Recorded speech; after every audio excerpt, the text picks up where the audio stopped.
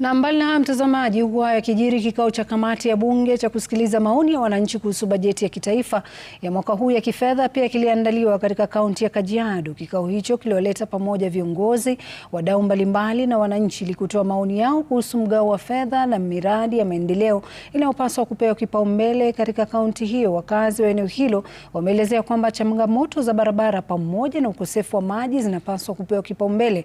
Aidha, kufuatia ongezeko la visa vya mimba za mapema, kumekuwa na pendekezo la kujengwa kwa kituo maalum cha kuokoa wasichana pamoja na kuwasaidia ili waweze kuendelea na maisha yao ya kawaida hata baada ya kujifungua. Wananchi wana shida sana.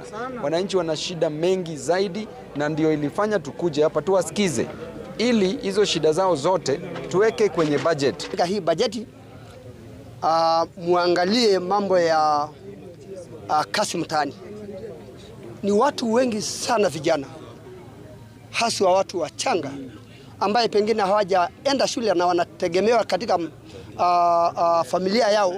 Ile kasi ya kitambo ni vizuri sana irudi, kwa sababu ina boost economy. Zaidi ni kuhimiza wananchi, hizi rasilimali au hizi bajeti tunaweka kwa bajeti kila siku, sio ya kujenga tu.